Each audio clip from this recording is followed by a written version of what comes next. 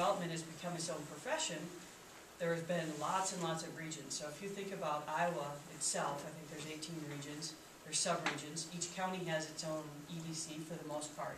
So I put the numbers out like this. I think PDI has over 300 members, just Iowa. So imagine if you multiply that times 50 states, how many different economic development groups there are out there. And if you start to throw in the chambers and the community development and the tourism, there's a heck of a lot of different groups that are out there today. And so what's happening is that people are saying, hey, you know what, we should work together. We come together in meetings like this. A lot of you came just to find out what's going on and what everyone else is doing. That's a very, very good sign, because coordination and communication supports the whole regional effort, and it also improves your effectiveness and allows you to do more and more complex projects together, because you're working together instead of separately. One of the other reasons why regionalism is important is it's because that's how site selectors work. They can't possibly look at the 18 regions and the 100+ counties individually at the preliminary stages of a search. They're really talking about maybe all of western Iowa, central Illinois, something like that.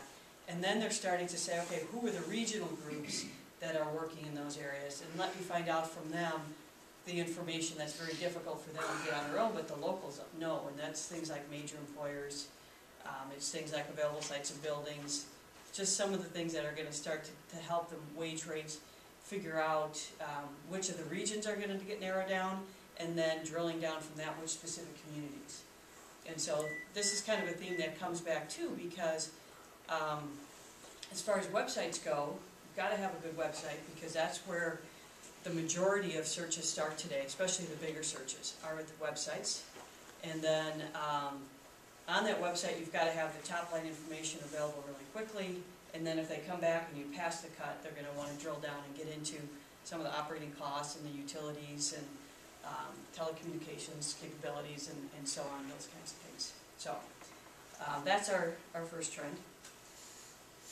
The second trend here is the blurring of economic development and community development. And so in the old days, the community development people were pretty much the municipal people, and they were working on the very local projects, if it's downtown revitalization or the Main Street programs and so forth, really with a focus toward improving quality of life first. And the economic development guys were all out by the industrial park, and they were working about job creation and businesses, and there the two should meet. But now, especially I think driven by the shifts in funding, we have a lot more coordination. The public-private funding has made those groups come together and realize that they probably have more in common than they have different from one another. And so what we're finding is that it's much more common to have a very variety of groups working together, and that as the organizational capacity increases, you can take on more and more complicated types of projects that you couldn't do if you were still on your own. So this is my fancy little chart that tries to communicate that. So the people who like the creative side instead of the other side. Start in the middle here, the community development, economic development. They're still their own entities, but they're closer. They're not separate anymore. They're more merged. This line here, I think, represents the share that's devoted to quality of life versus job creation. So community development still tends to be more on quality of life, and economic development more on job creation, but they both have aspects of both. Those two go hand in hand. I think you would argue that as you get better paying jobs, people can spend more money. That's going to improve their quality of life. As new restaurants come in, the quality of life is going to create new jobs. I mean, so you can see that they both go hand in hand with one another. This community capacity building is really what determines how complex of strategies you can pursue.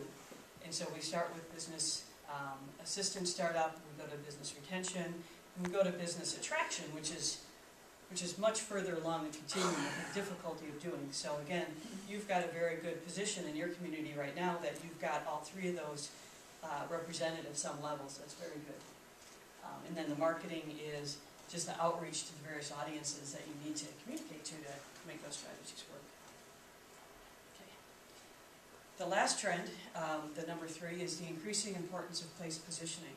So we talked about this before in terms of the number of different regions that are out there that you may be competing with. So that's certainly an issue, because if a site selector doesn't find what they want, the information that they want, they're just going to move on.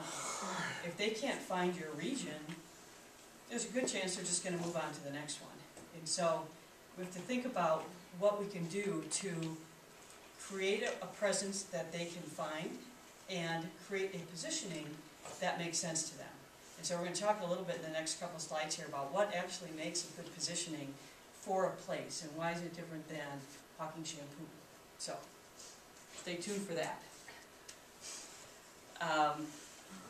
The benefits of having a sound regional positioning are very important, because ultimately, if you make the cut in a site selection project, you're going to have that site selector come to the community and look and meet the various people. And if he goes to the mayor of Stewart, and he goes to the chamber president, and he goes to the